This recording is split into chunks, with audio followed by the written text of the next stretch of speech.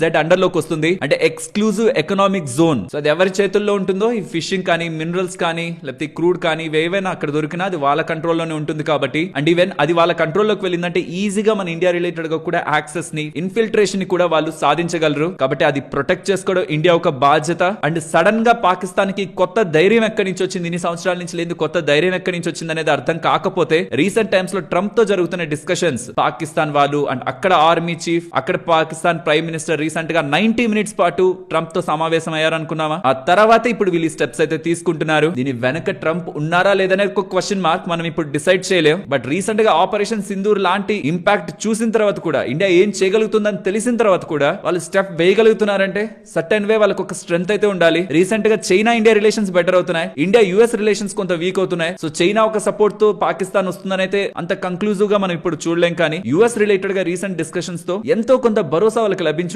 అవకాశం ఉంటుంది. Unless US వాళ్ళు డైరెక్ట్ గా ఇన్వాల్వ్ అయ్యి ఈ పాకిస్తాన్ మేము సపోర్ట్ చేస్తున్నాం ఇండియాకి అగైనెస్ట్ గా అంటే తప్పించి, ఏ రకమైన ఇండైరెక్ట్ సపోర్ట్ వాళ్ళు చేసినా సరే, ప్రెసెంట్ ఇండియా దగ్గర ఉంటున్న డిఫెన్స్ ఎక్విప్మెంట్స్ తో మనం చాలా త్వరగానే దేన్నైనా ఈ పర్టికులర్ గా పాకిస్తాన్ ని ఎదుర్కోగలం. మరి ఇది స్టాక్ మార్కెట్ మీద ఇంపాక్ట్ ని చూపిస్తుందా? ఆబ్వియస్లీ చూపిస్తుంది. గతంలో మనం చాలా ఇన్సిడెంట్స్ ని చూసాం. కానీ ఎలాంటి ఇంపాక్ట్? అది షార్ట్ టర్మ్ ఇంపాక్ట్. నేను ఎందుకు ఇది ముందుగానే మీకు ఎక్స్ప్లెయిన్ చేయాలని ఇంతలా డీటెయిల్డ్ గా ఎందుకు చెప్తూ ఉంటానంటే, వర్స్ట్ కి ప్రిపేర్డ్ ఉన్నారనుకోండి, డబ్బులుంటే కొనుక్కుంటారు, డబ్బు లేకపోతే వెయిట్ చేస్తారు. కానీ ఇష్యూ ఎవరితో మనం చూడాలి, అందులో ఎవరెవరు ఇన్వాల్వ్ అవుతున్నారో చూడాలి, వాళ్ళ రోల్ ఎంత వరకు ఉంటుందో చూడాలి. అప్పుడే మనం ఫైనల్ కంక్లూజన్ కి రాగలం. యాజ్ ఆఫ్ నో మార్కెట్ అయితే దీన్ని సీరియస్ గా తీసుకోవట్లేదు. బట్ ఈవెన్ తీసుకున్న రోజు కూడా మార్కెట్ లో కంగారు పడి ఎటువంటి డెసిషన్స్ ని తీసుకోకండి. బికాస్ ఇది ఒక చాలా టెంపరీ ఇష్యూ. గతంలోనూ వాళ్ళు 2 సార్లు వచ్చారు. ఆ 2 సార్లు ఇండియా వాళ్ళని చాలా క్విక్ గానే పంపించేసింది. ఈసారి కూడా అలానే జరుగుతుంది. బట్ ఇక్కడ దీంట్లో యుఎస్ రోల్ ఏదైనా ఉందా? మోస్ట్లీ ఉండకపోవచ్చు. ఉంటే ఎలా ఉంటుంది అనేది big question. And Russia president Putin గారు చేసిన చాలా ఇంపార్టెంట్ స్టేట్మెంట్స్ నేను ఒక్కొక్కటిగా మీకు ఎక్స్ప్లెయిన్ చేయాలి.